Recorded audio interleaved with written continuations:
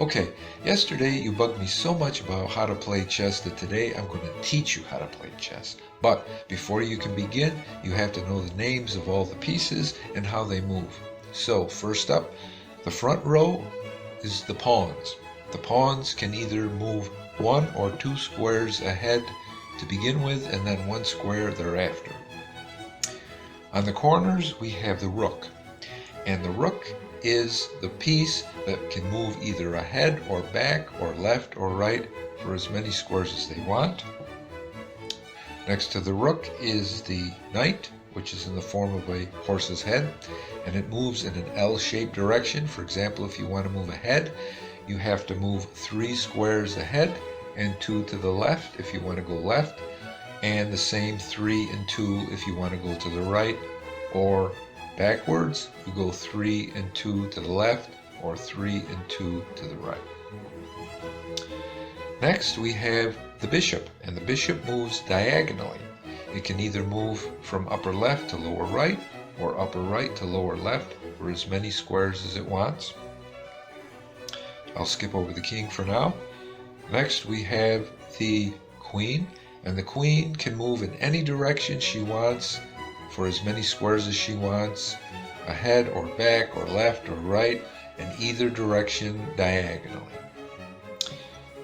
The most important piece on the board is the king, because once the king is captured or checkmated, the game is over. And it can move only one square ahead or back, left or right, or in either direction diagonally, just one square. So now that you know the pieces and how they move, let's play.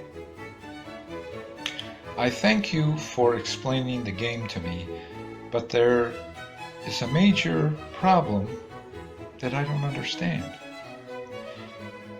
You said that all the pieces in the front are pawns and they move only in one direction and they're all the same size. Why do I ask you, are all the pieces in the back row all different sizes? Why can't the pieces in the back row be all the same size? Why can't they all be as tall as these two or as short as these two on the end?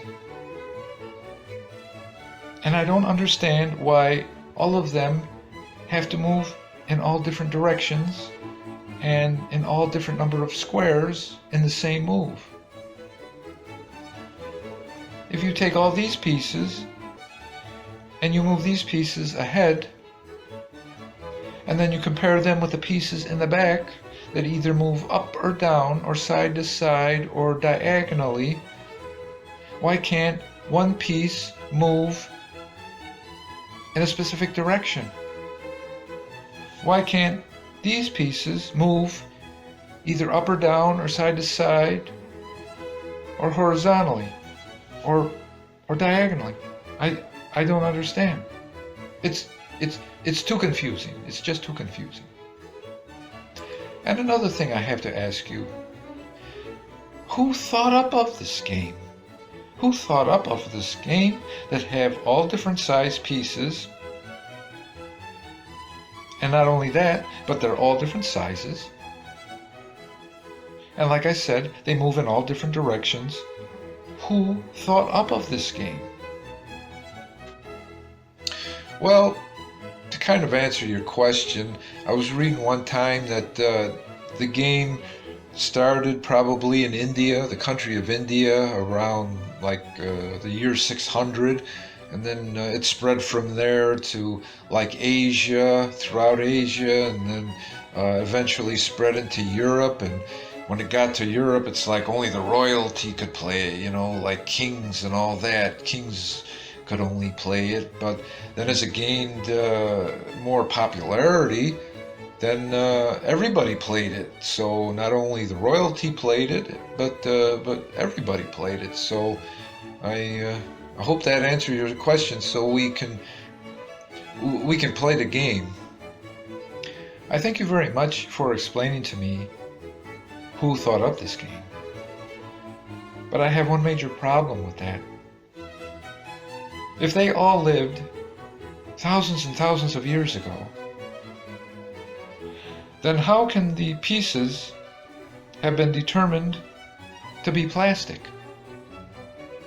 They didn't make plastic back then. Why couldn't they go into the forest and pick up different length and thickness sticks or twigs or branches and place them on each of the different squares? If it was to start so many years ago, where did they get the plastic to make all the pieces out of? There's just too many questions. I don't think I want to play.